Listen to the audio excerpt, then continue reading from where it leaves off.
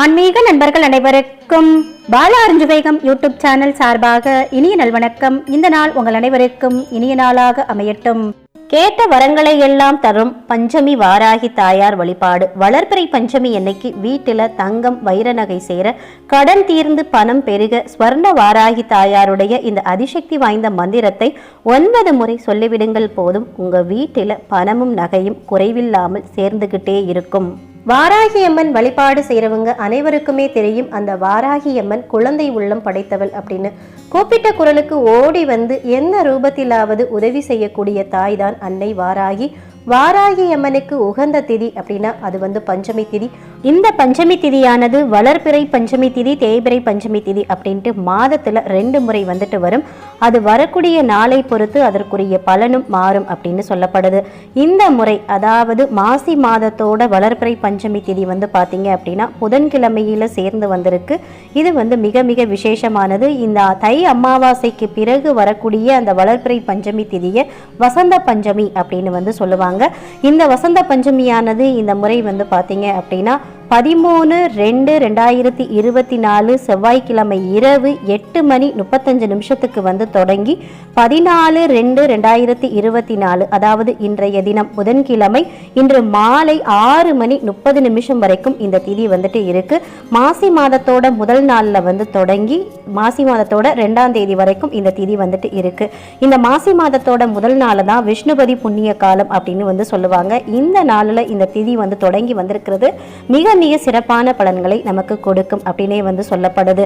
புதன்கிழமையில வந்திருக்கக்கூடிய இந்த பஞ்சமி திதி வசந்த பஞ்சமி. நம்ம முன்பே சொன்னது போல தை மாத அமாவாசைக்கு பிறகு வரக்கூடிய அந்த வளர்பிறை பஞ்சமியை வசந்த பஞ்சமி அப்படின்னு சொல்லுவாங்க. இந்த நாள்ல தான் சரஸ்வதி தாயாருடைய அவதாரம் நிகழ்ந்ததா புராணங்கள்ல சொல்லப்பட்டிருக்கு. அதனால இந்த நாள்ல சரஸ்வதி தாயாரையும் நாம வணங்குறப்போ நல்ல பலன் கிடைக்கும் அப்படின்னே சொல்லப்படுது. இந்த நாளில் வழிபாடு செய்யறவங்க பாத்தீங்க அப்படின்னா இன்று மாலை 6:30 மணிக்குள்ள நீங்க உங்களுடைய வழிபாட்டை செய்து முடிச்சுக்கணும்.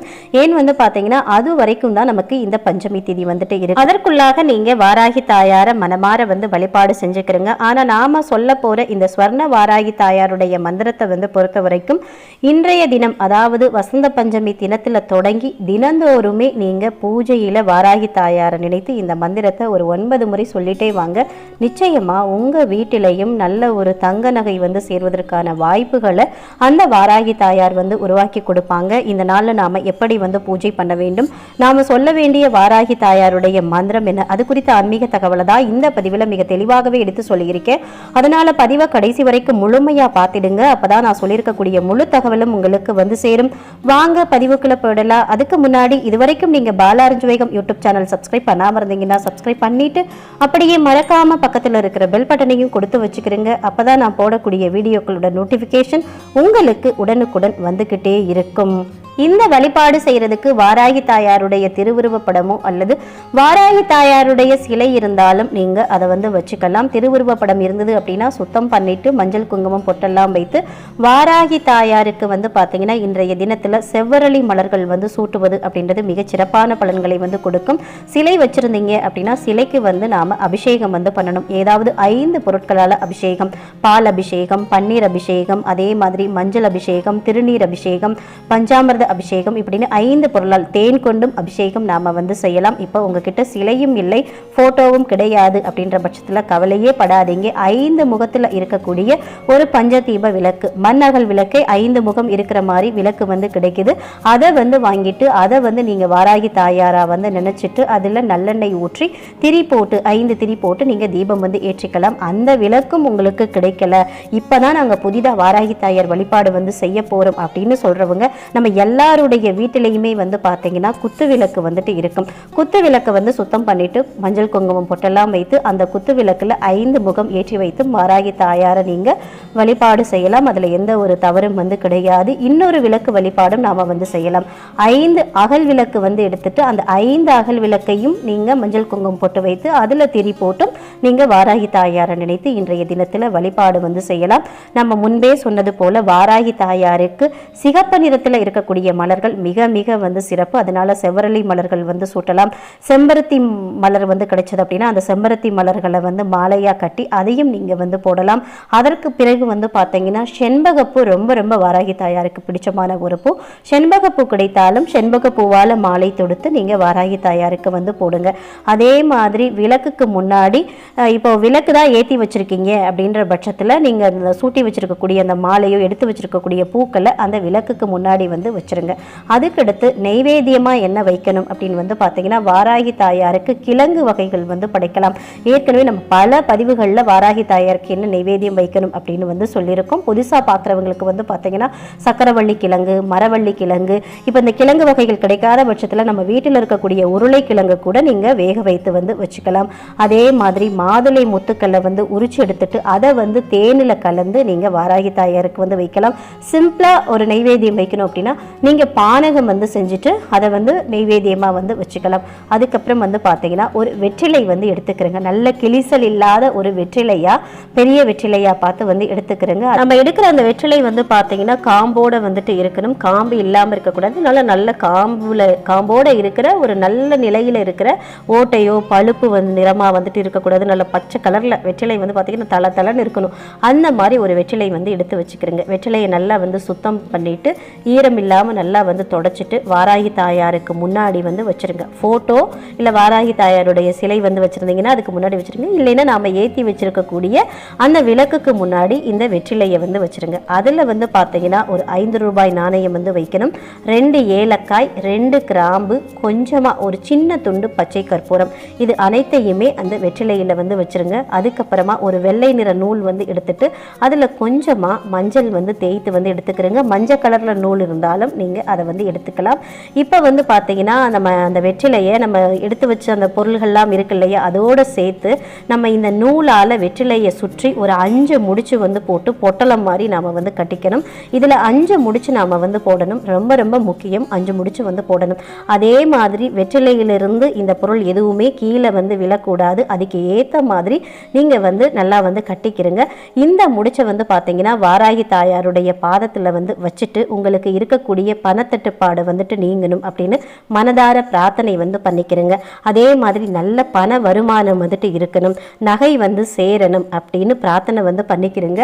இந்த நேரத்தில் தான் வந்து பார்த்தீங்கன்னா நாம் நகை வந்து செய்கிறதுக்காக, ஏன்னா சில பேருக்கு வந்து பார்த்தீங்கன்னா ஸ்வர்ண தோஷம் வந்துட்டு இருக்கும். கையில் காசு இருந்தால் கூட நகை கடைக்கு போய் நகை வந்து வாங்க முடியாது, அந்த மாதிரி ஒரு மாதிரி இருக்கும். அப்புறம் இன்னொரு பட்சம் வந்து பார்த்தீங்கன்னா நகை வாங்கி வச்சுருப்பாங்க, ஆனால் அடிக்கடி அந்த நகையை கொண்டு போய் அடமானம் வைக்கக்கூடிய ஒரு சூழ்நிலை உருவாக்கிக்கிட்டே இருக்கும். இதை தான் வந்து பார்த்தீங்கன்னா அதாவது கையில் நகை தங்குறதுக்கான வாய்ப்பே வந்துட்டு இருக்காது. இதை வந்து ஸ்வர்ண தோஷம் அப்படின்னு வந்து சொல்லுவாங்க. நமக்கு இருக்கக்கூடிய ஸ்வர்ண தோஷம் நீங்கி நம்ம வீட்டிலையும் நகையும் பணமும் மென்மேலும் வந்து பெறுகிறதுக்கு தான் ஸ்வர்ண வாராகி தாயாருடைய இந்த அதிசக்தி வாய்ந்த மந்திரத்தை வசந்த பஞ்சமி திதியான இன்றைய தினத்தில் வந்து தொடங்கி தினந்தோறுமே நாம் வந்து சொல்லிட்டு வரணும். இந்த மந்திரத்தை பொறுத்த வரைக்கும் குறைந்தபட்சம் 9 முறை நாம் வந்து சொல்லணும். அதிகபட்சமாக 108 முறை நீங்கள் உங்களுக்கு டைம் இருக்கக்கூடிய பட்சத்தில் தினமுமே உச்சாடனம் வந்து பண்ணலாம். இன்றைய தினம் வந்து மிகவும் சிறப்பான நாள். ஏன் வந்து பார்த்தீங்கன்னா புதன்கிழமையோடு சேர்ந்து வந்திருக்கக்கூடிய வளர்பிறை பஞ்சமி திதி. வளர்பிறை பஞ்சமி திதியை பொறுத்த வரைக்கும் நமக்கு தேவையானதை நாம் கேட்டு பெறக்கூடிய ஒரு நாள். அதுவும் புதன்கிழமை அப்படின்றது மிக மிக சிறப்பு. ஏன்னா பொன் கிடைத்தாலும் புதன் கிடைக்காது அப்படின்னு வந்து சொல்லுவாங்க. அதனால தான் இன்றைய தினத்தில் நீங்கள் உங்களுடைய வருமானம் பெறுகிறதுக்கும் நகை பணம் சேர்றதுக்கும் இந்த மந்திரத்தை நீங்கள் உச்சாடனம் பண்ணணும் அப்படின்னு நாம் சொல்லியிருக்கோம். கூடவே வெற்றிலை பரிகாரமும் வந்து கொடுத்துருக்கோம். இந்த வெற்றிலை அப்படின்றது வெற்றியை நம்ம பக்கமாக ஈர்த்து தரக்கூடியது. வெற்றிலையை வைத்து நீங்கள் செய்யக்கூடிய எந்த ஒரு பரிகாரமுமே நமக்கு தோற்று போகிறது கிடையாது. அது மட்டும் இல்லாமல் அந்த வெற்றிலையில் வைக்கக்கூடிய அனைத்து பொருட்களுமே பணத்தை ஈர்க்கக்கூடிய பொருட்கள், நகையை ஈர்க்கக்கூடிய பொருட்களாக தான் கொடுத்துருக்கோம். அதனால இந்த பரிகாரத்தை வந்து செய்து வச்சுட்டு அது கூடவே இந்த மந்திரத்தையும் நீங்கள் சொல்றப்போ உங்களுக்கு அதிகப்படியான பலன்கள் வந்து கிடைக்கும். இந்த வீடியோவை பார்க்கக்கூடிய அன்பர்கள் நீங்கள் மட்டும் பயன்பெறாமல் உங்களுடைய நண்பர்களுக்கும் இந்த வீடியோவை நீங்க வந்து ஷேர் பண்ணுங்க. ஏன்னா இந்த பதிவை பொறுத்த வரைக்கும் இன்றைய தினத்தில் மட்டுமல்லாது வரக்கூடிய அனைத்து வளர்பிறை பஞ்சமி திதியிலையுமே இப்போ இன்னைக்கு இது நீங்க செய்ய முடியல, லேட்டாக தான் இந்த வீடியோவை பார்க்குறீங்க அப்படின்ற பட்சத்தில் ஒன்றுமே கவலைப்பட வேண்டாம். அடுத்த மாதம் வரக்கூடிய வளர்பிறை பஞ்சமி திதி அன்னைக்கு இந்த பரிகாரத்தை வந்து தொடங்கி அது கூட இந்த மந்திரத்தை சொல்ல தொடங்கிட்டு அப்படியே நீங்கள் தொடர்ந்து செஞ்சுக்கலாம். ஏன்னா வளர்பிறை பஞ்சமி திதியில் தொடங்குறப்போ அதற்கு பலன்கள் அதிகம் இருக்கு அப்படின்னு வந்து சொல்லப்படுது. ஸ்வர்ண தோஷம் நீங்கி தங்க நகை அதிகம் செய்ய நாம சொல்ல வேண்டிய ஸ்வர்ண வாராகி தாயாருடைய அதிசக்தி வாய்ந்த மந்திரம் ஓம் ஸ்ரீம் ரிஷி ஸ்ரீ ஸ்வர்ண வாராகி தேவியே நமக. ஓம் ஸ்ரீம் ரிஷி ஸ்ரீ ஸ்வர்ண வாராகி தேவியே நமக. ஓம் ஸ்ரீம் ரிஷி ஸ்ரீ ஸ்வர்ண வாராகி தேவியே நமக.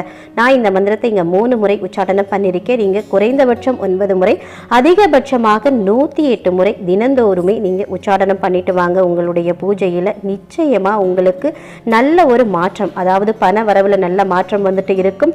தங்க நகை சேர்றதுலையும் நல்ல மாற்றம் வந்துட்டு இருக்கும். இந்த மாதிரி மந்திரத்தை மனதார சொல்லிட்டு உங்களுக்கு என்ன வேண்டுதல் வாராகி தாயார்கிட்ட வைக்கணுமோ அந்த வேண்டுதலையும் வச்சிடுங்க.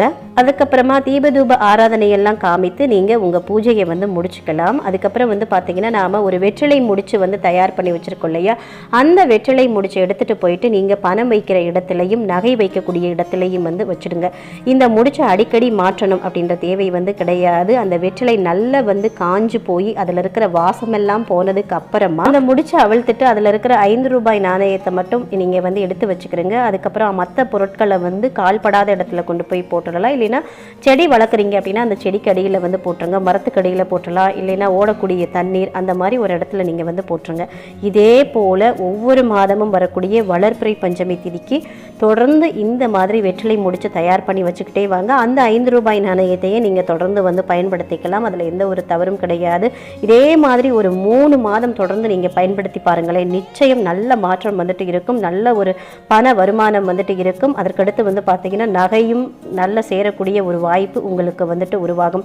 ரொம்ப சக்தி வாய்ந்த ஒரு வழிபாட்டு முறையாக இந்த வழிபாட்டு முறை சொல்லப்பட்டிருக்கு. ஏன் பார்த்தீங்கன்னா நாம இதில் சேர்த்துக்கக்கூடிய அனைத்து பொருட்களுமே பணத்தை ஈர்த்து கொடுக்கக்கூடியது. அதே மாதிரி நாம் சொல்லக்கூடிய இந்த ஸ்வர்ண வாராகி தாயாருடைய மந்திரமும் மிக மிக அதிசக்தி வாய்ந்த மந்திரம். நமக்கு இருக்கக்கூடிய ஸ்வர்ண தோஷத்தை நீக்கி நமக்கு ஸ்வர்ணங்களை சேர்க்கக்கூடிய மந்திரம். அதனால தான் இன்னைக்கு நாம இந்த வழிபாட்டு முறையை சொல்லியிருக்கோம். குறிப்பாக அந்த வெற்றிலையில் இருக்கக்கூடிய அனைத்து பொருட்களுமே பார்த்தீங்கன்னா அந்த முடிச்சில் இருக்கக்கூடிய அனைத்து பொருட்களும் மகாலட்சுமி தாயாருடைய ஆசீர்வாதமும் குபேரருடைய அனுகிரகத்தையும் பெற்றது.